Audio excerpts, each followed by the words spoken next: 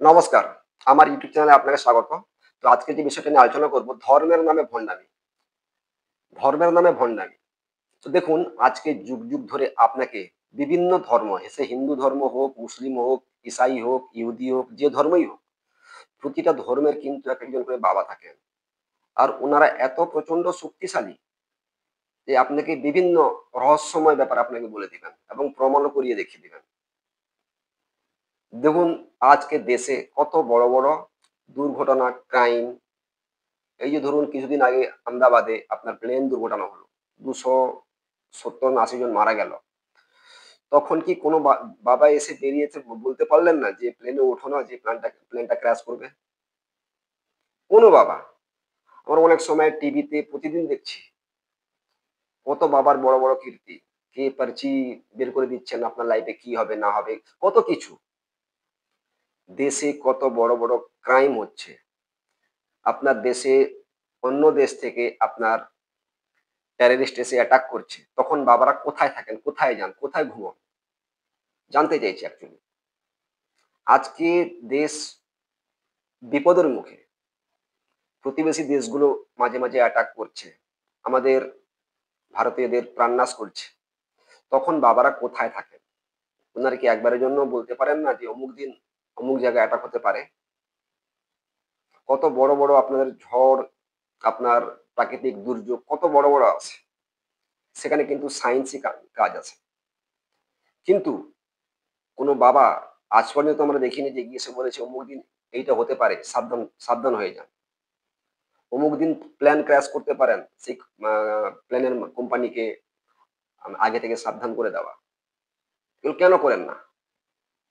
করা তো উচিত। খালি একটা বড়, বড় মাহফিল ডেকে নিবেন।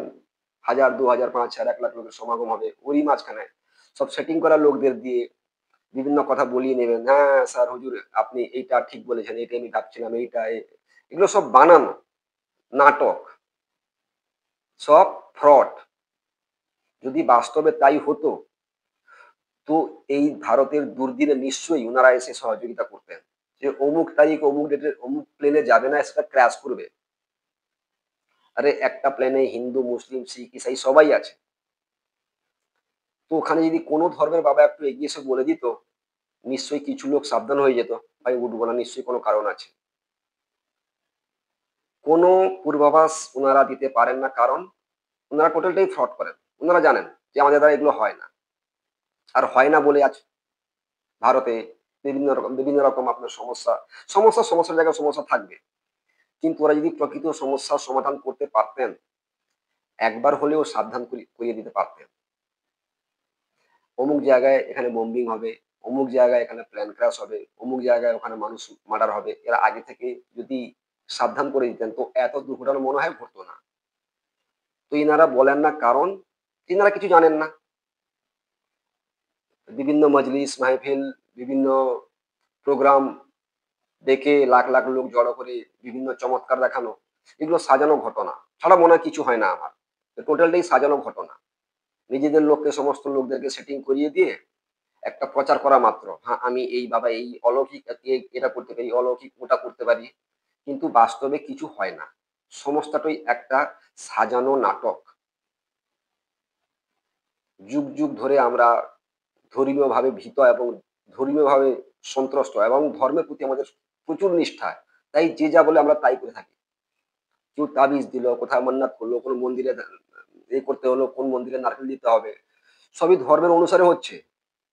এবং ধর্মের এই বাবাগুলো বসে আছে, আপনাকে চমৎকার সব গল্প বলছে, চমৎকারিত্বের সমস্ত রকম আপনাকে গল্প শুনিয়ে দেবে। আমি এটা করেছি, এটা করেছি, ওটা করেছি, এটা করতে পারি। দিনকে রাত করতে পারি, রাতকে দিন করতে পারি, সব পারে। কিন্তু কিন্তু কোনো বিপদ আসার আগে কেন বলতে পারেন না? বলুন, কেন বলতে পারেন না? বলতে পারেন না, কারণ বাবারা ফ্রড বাবা। উনারা কিছু জানেন না, তাই বলতে পারেন না। জানলে নিশ্চয়ই বলে দেবেন বা বলে দিতেন।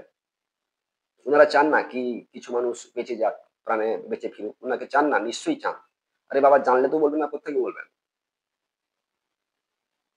তো এই যে ধর্ম বাবাদেরকে নিয়ে যেভাবে আজকে দেখছি টিভি-ফিভি সব জায়গায় কত রকমের বাবা, সে যে ধর্মেরই হোক। অলৌকিক কাণ্ড ঘটে দিচ্ছেন, অলৌকিক কাণ্ড, অলৌকিক কারবার করে দিচ্ছেন, টিভিতে বাহবা কুড়িয়ে নিচ্ছেন, টিভির টিআরপি বেড়ে যাচ্ছে, কিন্তু একবার কোনো দেশের কাজে এসেছেন? দেশে যদি কোনো ক্রাইম হলো, কোথাও কোনো দুর্ঘটনা ঘটলো, যেমন রেল দুর্ঘটনা কিছুদিন আগে ঘটলো, কয়েক হাজার লোক মারা গেলেন। আরে বাবা, সবাই তো ভারতীয়, সে হিন্দু হোক, মুসলিম হোক, যে ধর্মেরই হোক, উচিত তো ছিল এসে একটু সাবধান করে দেওয়া যে অমুক দিন অমুক ট্রেন অ্যাক্সিডেন্ট করবে, গাইসালের ধরুন ট্রেন দুর্ঘটনা, এরকম কত দুর্ঘটনা রোজই ঘটছে। তো ওনারা কি যদি করতে পারতেন তাহলে কেন করছেন না? ভবিষ্যৎবাণী তো আমরা যখন তখন চলে যাই হাত দেখাতে, আমার রেখাতে কি আছে, কি ভবিষ্যতে কি হবে।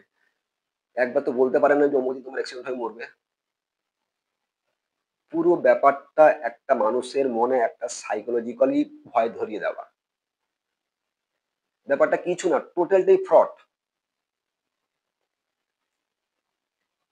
তো আমি বলছি এইসব বাবাদের থেকে দূরে থাকুন, নিজের ধর্ম নিজের কাছে, কিন্তু এই ভণ্ড, পাখান্ডি, ফ্রড বাবাদের কাছ থেকে দূরে থাকবেন। কেন বলছি?